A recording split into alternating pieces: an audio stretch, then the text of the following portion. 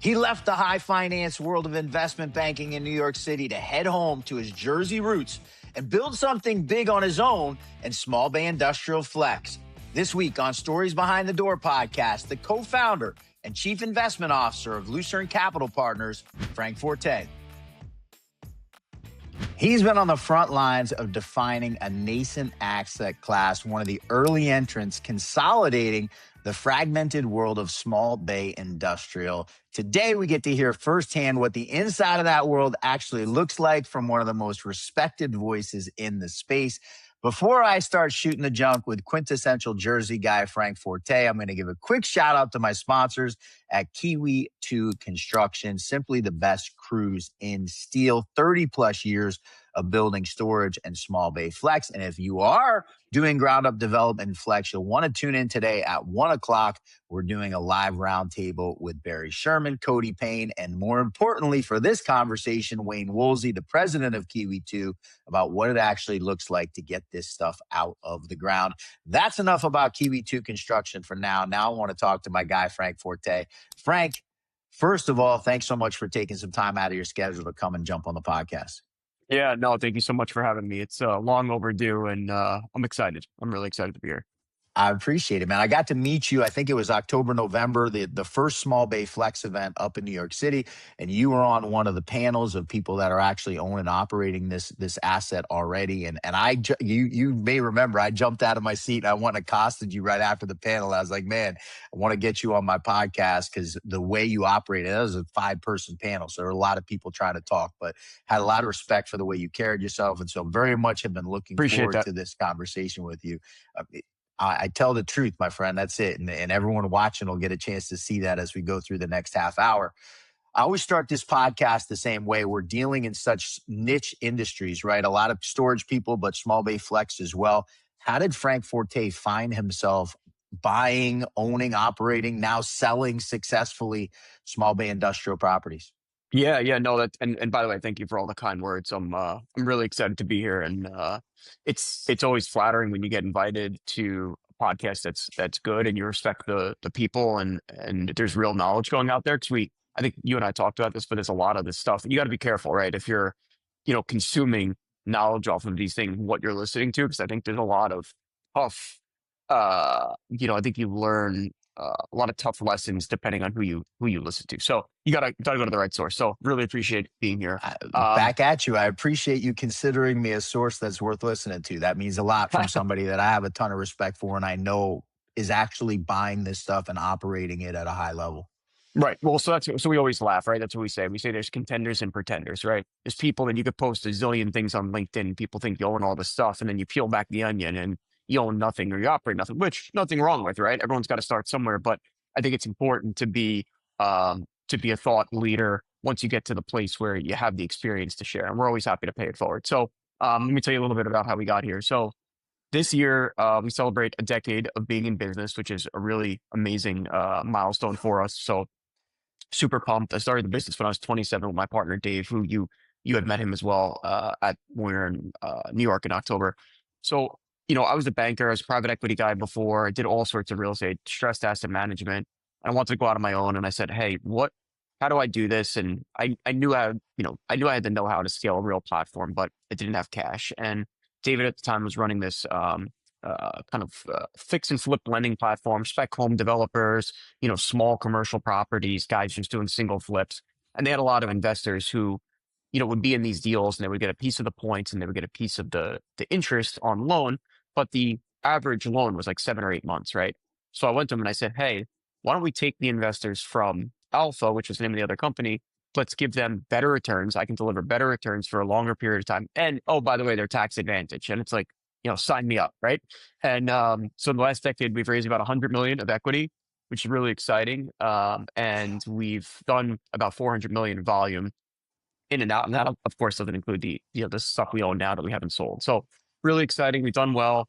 We started out in the multi space, mostly because I was a banker. I was doing about $2 billion a year on a 10-person team of originations for multifamily debt and equity. So we're doing, $30, $40 million deals, $8 million deals, $105 million deals, huge stuff. And back then, this was before everyone and their mother sort of got into multi, right? and you could still buy stuff in the Southeast for, 50 a door, 60 a door, 80 a door, whatever. So we got into that space pretty early. One of the target markets that we do a lot in is the Carolinas, and we have the incredible, fortunate ability to say, hey, we've actually been there since 2016, right? So we were able to enjoy a lot of that growth. North Carolina's been incredibly good to me, and our company, our investors as well, right? And we operate up and down the East Coast. So we did that for a long time. Everyone piled into the space. We did really well. We did a lot of value. Well, everything we did was value add, right? Distress. We did some distress stuff, which it's hard to find these days unless you're messing with office or something. Did a lot of distress, a lot of heavy value add, 10, $15 million construction projects, really significant stuff. And we'd actually go and generate the value, right? And it's like, you don't really know what you know until you get clocked in the face a couple times, right? Or kicked in the teeth, whatever, whatever you want to say. But, Yeah. those lessons really help shape you as an operator, right? And at the end of the day, it doesn't matter what asset class you're in, I think. It's knowing how to solve the problem. And you, there's nothing wrong with being a new entrant to the space, right? But you don't know what you don't know. And the truth is, real estate isn't passive. It's passive for the people who write me the checks. It's the most active business in the world. I always tell people 80% is operating, the 10% is the buy, 10 is the sell, and the middle 80 makes the whole thing, right? Yeah. So acquisitions, while it's exciting and sexy, and I lead that part of our business, Dave helps raise our money. Really, the in between, the asset management that our team does, I do. This is where you make the money, right? And you unlock the value. So we did really well in the multi space, and then we saw the writing on the wall, and we started to sell down our portfolio. We did really well on it. A couple deals in the end, we got kind of kicked on because timing, such as life, and we said, this is about 3 or 4 years ago. We said, how do we find something similar to multifamily where, we have the diversity of the cash flow, we have some sort of barriers to entry, because we all saw with multi that was completely eviscerated, right? Everyone just did a whole bunch of stick built stuff and crushed, just crushed occupancy and rental rates. Still a problem, right? 3 or 4 years later, the mantra back then, remember, survive until 25. Well, it's 2026, and now they're like, yeah, maybe There's end of 2027, right? We're Uh, going through the same thing in self storage, literally the oh, same exact thing. The barrier to entry got crushed. Third party management came in and allowed merchant developers to build all over the country, and rates are lower now than they were before COVID. yeah, so So anyway, storage this is is in a your deep chance to deep talk. freeze. But to your point, survive to 25 was the mantra in 24. Now it's 26, and banks that have been pushing out, you know, interest only payments for a couple of years now are coming to an inflection point where that's going to get challenging. Go back into your story about getting a Yeah, small bit. no, but you're 100% right. So, and storage has had a long winter, and so number one, thank God we had the foresight to get out of multi, right? Because probably we'd be out of business, right? Probably would have cashed out all the dollars I made in real estate, which was, we did really well, and said, hey, I'm just not going to even be in real estate anymore. I'm going to go buy some other operating. Like, I would have just figured out something, right? I'm young, but thank God we did it because I love real estate. And we said, how do we find something else, right? And diversity of cash flow. We find hard to build, right? We find there's not that much of it. People need it. It's infill, blah blah blah. And we stepped back, and I told You David at the say time, I said, blah, blah, blah, but that's not blah, blah, blah in the grand right, scheme of things, right? Like no. understanding what you're looking for and how did you know those principles to go look at? Well, so we looked at multi, what was happening with multi, and we said, look, and I was a banker and a private equity guy before, and I'd done so much valuation work, and you just look at this stuff, and if you really understand valuation and what drives valuation, what drives rent growth, right? What drives all these things, you could understand the pieces of the puzzle and what to look for to be insulated. So what's great about industrial in general, specifically multi-tenant, right? It's really difficult to build. Most times, the stuff that gets knocked down to make way for new housing is either old beat up industrial or old beat up retail. Okay. You rarely see office buildings getting knocked down. Now they're getting converted, but back in the day, you don't see office buildings because most of the time it's the industrial stuff that's in the gritty part of town. And that's the part of town that's transitioning, right? And gentrifying, or use whatever word you want. And that's the type of stuff that's generally getting removed from supply. So it's hard to build industrial because it's expensive, and multi-tenant industrial specifically have, let's say you build a thing, business park, 80,000 feet with 20 units. You have 20 HVACs. You have 20, maybe 40 bathrooms, depending on the local jurisdiction, if they need a men's and a women's, or one for the warehouse, one for the office component. You have a little bit of office fit out, which is, 20, $30 a foot on that little portion, right? So there's all these costs that add up. and you want to make it look pretty because it's someone's business. They come, they want to be proud of where they work and show people this is where I'm going to hang my shingle. This is my business, right? This is America, right? We start businesses in America, and this is really important to people. So you look at all this stuff and you say, all right, what can we deliver to our investors that is part and parcel akin to what we were doing in multi, where the pitch and the shift is easy to get people interested. So we took a step back, and believe it or not, I took 8 months to delve into the Charlotte market, which was a market at that time that we knew for 6 years. I know that market better than other people. We go there, there's Charlotte natives that say, let's go out to this new restaurant. They say, what is that? I said, what are you talking about? And they're like, how do you know about this? Right. And because I'm so ingrained in it. Yeah. It's like a second home to me, right? I mean, there was a point in time for maybe 7 or 8 years, I was going 1 to 2 a month, and then the last 3 years. So I've probably been to Charlotte like 250 times, right? Like nuts. So I know it well. I love it. It's like a second home to me. But my point is, I said, let me pretend I'm like from Mars, and let me look into the Charlotte industrial market without bias and find something. So we end up finding this property, multi-tenant properties, 50,000 square feet, 40 tenants, right? Yeah, heavy, right? That's what would now be considered like ultra small bay, right? Yeah. So bought this thing. Rent roll was on a piece of line paper. There was a zillion cars. In the first month, we towed out 85 cars, and no one even squawked. Like, people were dropping off probably stolen cars, people buying them, letting them sit there, rot, whatever. When we I bought it, the love it. rents were 9 gross when we bought it. When we sold it, the top ticked rents we were getting were 20 net. Okay. So we absolutely smashed Break this that thing. down for people that don't understand the difference between a modified gross lease and a triple net lease. Sure. So a triple net lease is essentially the tenant pays their base lease payment.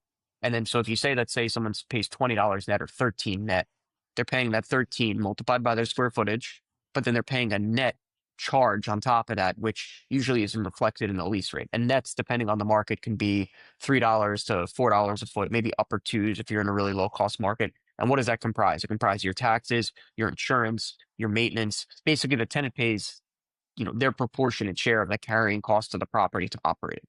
Why that's important if you're a landlord and amazing is because it insulates you from any sort of volatility in these expenses. What isn't? Let's talk about what isn't a net lease. Freaking multifamily is not a net lease. It's a gross lease. When we got into the net lease business, so to speak, not net lease like, KFCs and Papa John's, right? But the net lease business where you're operating this, it's like storm clouds like cleared. And I'm like, oh my God, where have you been my whole life? I'm like, what was I doing? Right. You're Yeah. like, what the hell was I doing all of a sudden? And, you look at multi, we had plenty of buildings where you underwrite a 20-30% tax increase when we were buying multi, and you get Yeah. hit 40-50 because the tax assessors came out and they went for the jugular. They wanted their pound of flesh. They saw what was happening. And, they're trying to keep taxes low for the resi people who own single family houses. So the commercial people were getting clocked. So anyway, net lease. So I told you it imagine, was a quintessential Jersey guy. I knew there was going to be an F-bomb dropped in here. I want to make a point about what you said. Storage going through the same thing. And I reference storage a lot because a lot of the viewers of this podcast come out of the storage world. But to your point, right? Like, a local assessor comes in and they see this commercial opportunity. Well, look, if you underwrite your property taxes at 150,000 and all of a sudden an assessor comes in and makes them 400,000, which we've seen many times, that's $250,000 of profit that's out the window. Now, if you're talking storage and you're like a 6 cap industry, that's millions of dollars of value that just went out the door. So to your point about the storm clouds and triple net leases, it's a lot of protection. The last piece of that I said was you referenced a 50,000 square foot facility with 40 tenants. yeah, Their pro forma or their pro rata share of that tax increase doesn't kill them on an individual level, right? no, it doesn't. And you know what else is interesting is, and this is like a slight divergence, but it'll make sense. I had done an analysis when we got into industrial because it was mind blowing how much lower the insurance rates were, particularly, right? And what you find out is on the industrial, the insurance and the property taxes are both. If you compare a 50,000 foot multifamily building, let's just say the average unit size, 1,000 square feet, 50 units, and then 40 units and whatever, 1,200 square feet, 1,250, whatever that number is to get to 50,000. If you actually look at it, pound for pound, the tax assessors and the insurance folks, it's such a lower amount of assessed Burden. value pound for pound, even if you buy the thing and then, you're in a place like Florida and they move it up or whatever. Florida is a different animal for the insurance. But my point is, it's incredible how much lower the carrying cost is. So, if you passed through their multifamily, a tenant, and you had 200 tenants in a building and you passed through what the friggin' taxes were for those people, they'd be crushed. You'd never be able to rent a unit. But on the Yeah. industrial, the tax and the insurance carry, as long as you don't have a building with some extremely dirty or funky, use, it's so much more palatable, right? So it's really interesting to say that. But yeah, so anyways, we bought this building, we turned it around, we ended up selling it, sold to a family office who took the rents even higher, and they wanted it as a cash flow piece. But imagine we were paying all those carrying costs. So it was basically, at that building was about $3 a foot. The nets were $3 a foot, so about six equivalent, and we took it to almost probably blended average. We were like 16, 17 net, and then we tick some at 20. Um, so we killed it. And while we were doing that, and we were doing the business plan, we said, now we finally feel, and we did that with our own money. We said, now we finally feel confident to go to our investors. So we went to our investors, and then we started buying, and that is kind of how it kicked it off. So at this point, we've had 3 exits. They've all been north of a 30 project level in IRR. So we've absolutely smashed it. We had an exit recently that it was a 33. It was a 33 IRR, and investors had like a 1.6 multiple in like just under 2.5. All Frank, right, I'm you were back. talking about getting into. I can't even remember where we left Well, off. Now that we I were think saying about it, it was kind of a long-winded answer to your first question. Was like, how did we get into small bay? So we're in now, right? We've had these 3 unbelievable exits we were talking about, and we're buying 30%. more. That's what you were talking about. And I Yep. I was going to frame that in that's storage heyday numbers, right? Like 30% plus. You can raise money on a ground up development very comfortably on a 20 plus IRR.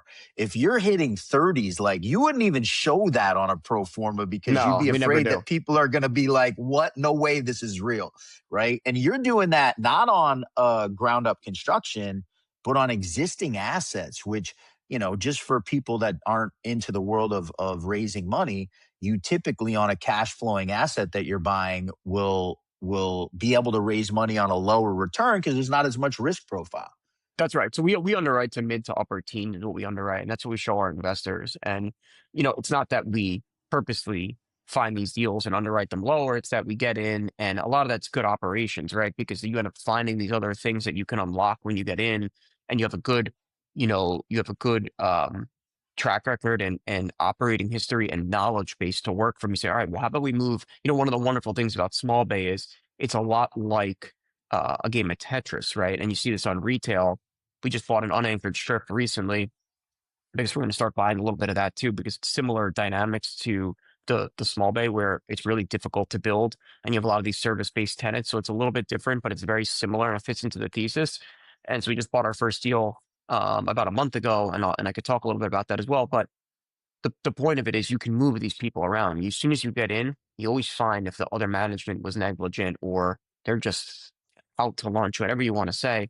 Someone's like, hey man, I've always wanted to go to that suite. Can I move over to that suite once it comes vacant? You move this guy over, it unlocks this suite. Maybe this guy's at $12 a foot, market's at 16. You say, hey, Thaddeus, if you go over there though, market's 16, but you know what? Listen, I'll do it for you at 14. You're a long-standing tenant. You move it because this guy's at 11. You're going to move him to 16. And before you move these pieces of the puzzle around, and you can quickly unlock a whole bunch of value. And we do it frequently. There was an old guy that was in this business long before small bay was it, where they called it small bay. This is when I affectionately referred to it as the Section 8 of industrial, if you remember, right?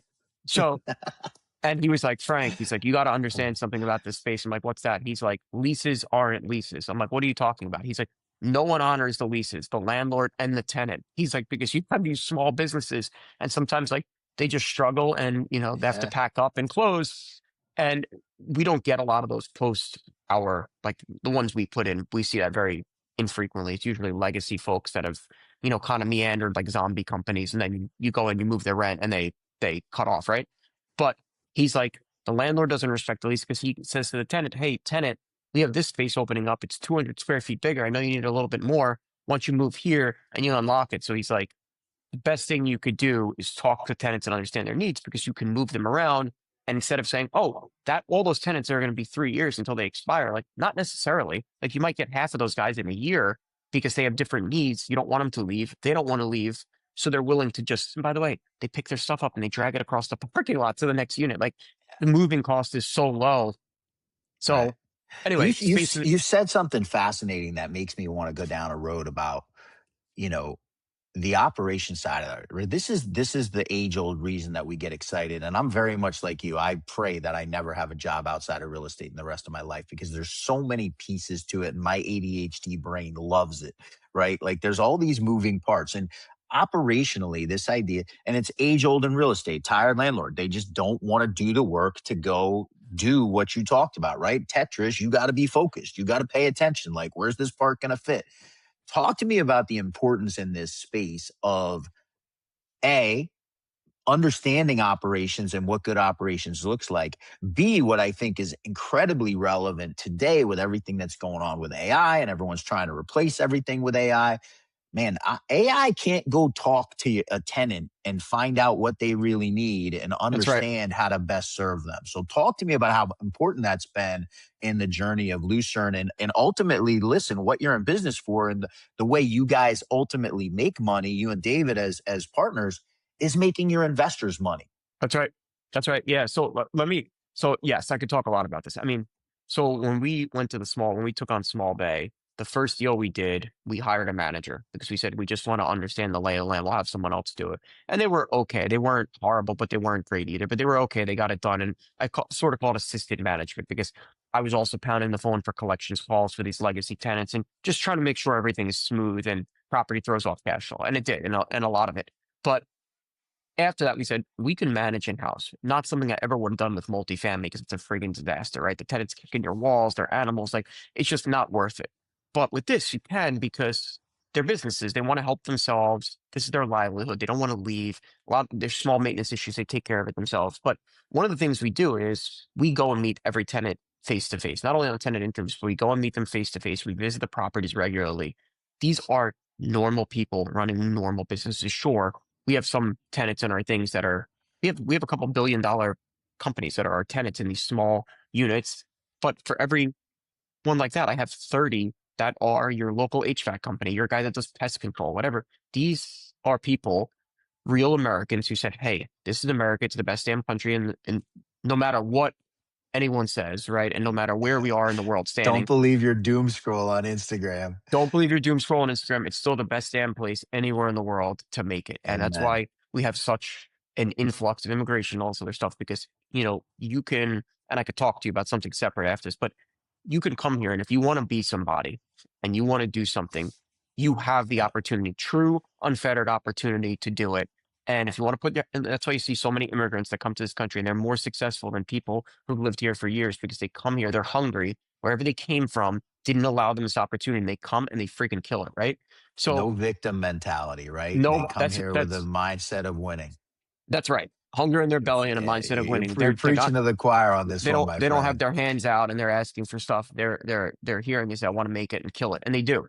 And my Yeah. point is, these are the people that are your tenants, right? They're not credit tenants by and large. So they want to go. They want to see that the people who own the building have respect for them, have respect for the building, put in money to it, but more importantly, understand them and what their business is. So we go, we talk to them. I make jokes with them. I see them from time to time, and that sort of soft touch, our asset manager is wonderful. Like that sort of soft touch goes a long way. We looked at a building that a massive private equity firm owns. This is in Maryland, right outside DC. 'Cause that's a market we play in quite a bit. And we looked at this building and we found out that CBRE was leasing this, okay, for most recently for this large private equity firm. They're like a $3 billion firm and they own this building. And it was a small bay building, was over under. So like, you drive and the grade goes Yeah. down and there's other ones like that. And they put all these clauses within that they could basically move the tenants around at will without asking them to try to, because their ultimate goal was to try to vacate one of these buildings to then get a large credit tenant downstairs. That's what they wanted. Never were successful in it. And CBRE fired them as a client because they were like, it's absurd how bad their relationships are with the tenants, how disrespectful they were, and they steamroll them. We come to find out not only did CBRE fire them, but 2 years prior to CBRE being there, I don't know if it was Cushman, I can't remember. One of those groups fired this landlord because they would go and they would talk to the tenants, and the tenants had such a bad taste in their Relationship. mouth with the landlord. And then the building became known in the market as, hey, so and so owns this. They're bastard landlords. We don't, if you're a tenant, you don't want to go there. So all the other buildings in the pocket were 95, 98, 100.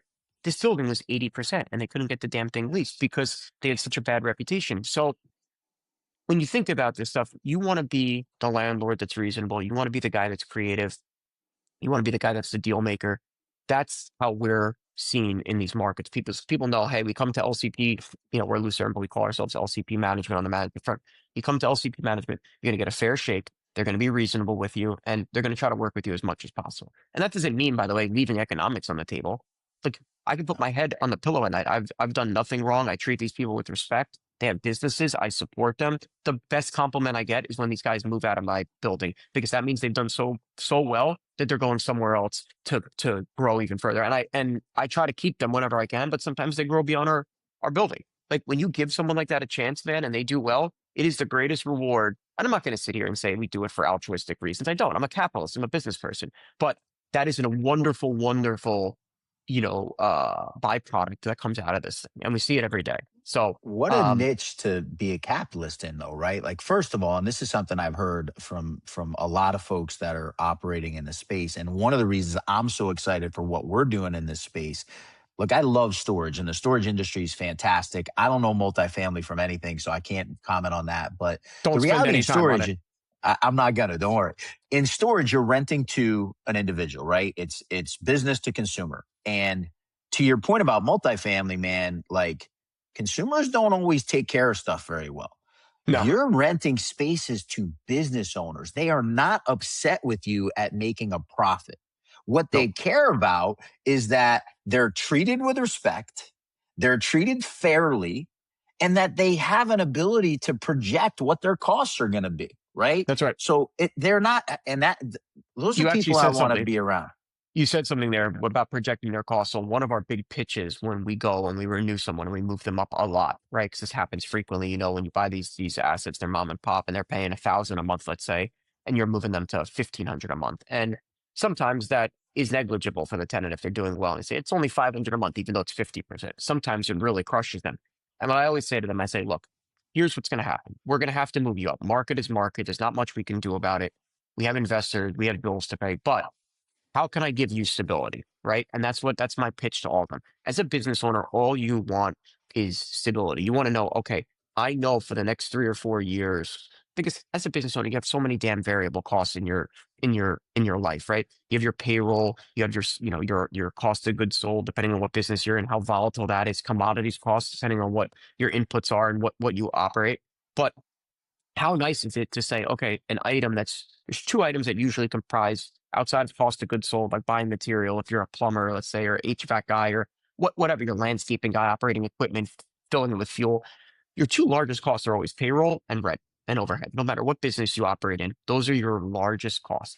How nice is it to take one of those off the table for this person and say, hey, man, I'm going to give you stability. Other landlords want to give you 1 year. I have no problem giving you a 5-year lease. I'll give you a 3-year lease with a 3-year option. I'll give you a 5-year lease with a 3-year option, because when we underwrite a deal, we forecast out the WALT. So one of the big things we do is we look at where the WALT is going to be when the next person buys it, because you don't want it to be too low where someone has to Yeah. do so much work up front unless the rents are low, and they're not going to be low coming from me, right? So you want it to be somewhere in that sweet spot, in my opinion, of 2 to 3 years, where someone comes in, they could feel comfortable, they have a couple near-term expirations, but they can get their feet under them and they can get comfortable and then work the rent roll.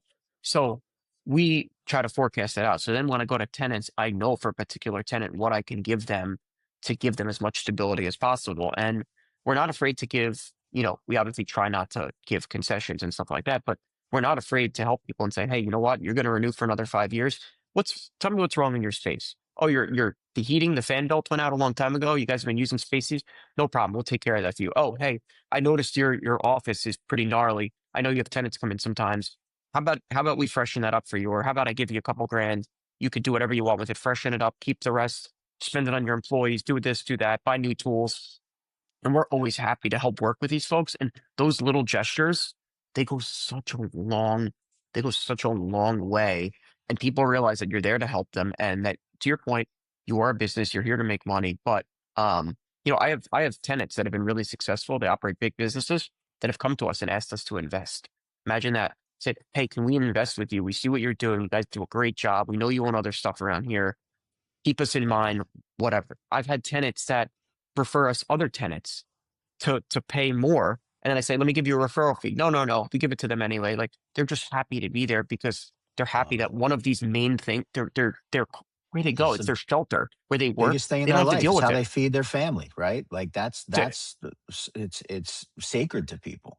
Yeah, you can't underestimate someone's ability. Small business owners, this is like another like Frank saying that I always say, like entrepreneurs in general, it's something it took me like a very long time to realize and like a light went off. Like at the end of the day, we're all just survivors, right? And the longer you go in business, the longer you've survived. And the longer you've survived, the more you've figured it out. And the more you've figured it out, the less likelihood that any small blip or aberration, whether it's the economy, something in your business, some other life event, takes you off course, right? And when you take a shot on people that want to rent from you and you look, because what else do? We underwrite businesses every day. I know so much about 100 different business types. I'm like a freaking encyclopedia of businesses. I can tell you which ones are good, which ones are bad, what their margins are, because we underwrite them. And Yeah. Thaddeus comes to me and says, hey man, I have a company, I make stickers. I'm going to start a sticker business. I'm selling stickers. You know, I'm going to look into his business. Maybe a sticker business isn't the best business, right? But you learn and you could see who has an idea, who's a good business plan, who's going to make it. And through going through that, you get less risk averse and you begin to take shots on other people. And a lot of those work out. And so it's one thing I want to share really quick. We said it before, and then we could talk about a different topic. I just came back from I was in Paris with my daughter and my wife. It was beautiful, and we took my daughter, and it was an amazing time. And I became friends with this bistro owner, and he was this guy, amazing guy, probably mid-30s, 40, somewhere around my age. And he's telling me how they own 7 bistros in France, his family. Okay. Yeah. Well, wait till I get to what I'm about to tell you. 7 bistros in France, and they own one in Martinique in the islands, which is a French Caribbean island. And he was like a standard French guy, white guy, whatever. Been in France forever. They're from Normandy. And they have 3 or 4 in Paris and then a bunch of others through the French countryside. So he tells me that he's going to do 800 to a million in revenue in euros in this little bistro, right? And maybe it was a 20 top, okay? But bistro culture is big in France. People sit there, they eat 2, 3 meals a day. He's going to take home $24,000 at the end of this year. He told me, he goes, Frank, my effective tax rate is 89.6%. So then he goes on to tell me that he met a doctor out of Detroit who's so blown away by his food that he wants him to open a place in Detroit. And he goes, Frank, I found out the tax rate in America, if you open a corporation, and I didn't have the time to go into LLCs with him, right, and all this stuff, but Yeah. he goes, I found out the tax rate's 21%. And he's like, they're communists here. They're taking everything I make. So then he explains to me, I said, how do you live? He goes, well, the company has money. I don't. And we all have like credit cards and we live off the company. But he's explaining to me that the reason you see all these bistro owners that are like ancient working these businesses is because the idea of selling a Can't business in stop. France is really difficult. Yeah. And it's difficult because Who would want to buy it to get? Yeah. once you sell, you have to take the money out and then you get taxed at another 70%. So Yeah. all these people, their whole life is like tied into the company. So the idea of me or you owning 6 or 7 restaurants in a restaurant group and then saying, we're getting tired, we're going to roll it up, sell it to a guy. You work until you die basically in these businesses. So anyway, Be I was blown careful away. what you ask for in the United States about changes to the tax code. And I understand people, they want things to be fair, but man, it's small business owners that are creating most of the jobs that exist in our country these days. And so be careful. Look, I could go on with you. We're already almost 10 minutes past my normal cutoff time for this podcast. I know. I'm sorry. I'm I sorry. A couple literally, people no, called through. listen, it's exactly what I knew was going to happen. It's exactly why I was so excited to have you on, because the content is incredible and your energy by itself is infectious, which I love. We'll definitely do this again sometime. But I would love want to to. make sure that I try and keep this manageable for people to be able to listen to in one sitting, and want to honor your time too. Want to give one more shout out to my friends at Kiwi 2 Construction. I did mention it's 11:39 East Coast time right now, 1 p.m. today, live on LinkedIn. My other podcast, Storage Unlocked, we're having Wayne Woolsey on with Barry Sherman, my boss at S3 Partners, and Cody Payne, sort of synonymous, literally wrote the book on small bay flex. If you haven't read Flex Space Domination yet, it's a good read. The guys at Kiwi 2 Construction can help you understand what your steel costs are going to be if you're looking at ground up development and flex. Go to kiwiconstruction.com and touch base with Wayne and his team. He's Frank Forte, founder and CIO of Lucern Capital Partners. Man, again, thanks so much for taking some time. And as I knew, I have as I scroll through, I think I have, 39 questions I prepared to ask you. I asked one of them off the list of 39, which is pretty much what I expected when you were coming on. Cannot thank you enough for making it a fun time. Yeah, no, thank you so much for having me. And yeah, that's unfortunately a casualty of having of having me on. I said quintessential Jersey guy. I knew what I was getting when I invited you on. Yeah, no, I appreciate it. And listen, I'd love to do it again. And a half hour is never enough, especially for me. And I'm sorry too for the 2 calls that beeped through. I felt like that. We got to come up with a do not disturb setting on a phone where the double call. I probably shouldn't tell people that. If you don't know, if you call someone twice in a row, it goes through do not disturb, but don't do it because it's rude. Right. He's Frank Forte. I'm Thaddeus Campbell. That's it for this week's episode of Stories Behind the Door podcast. Thank you so much. Appreciate you having me.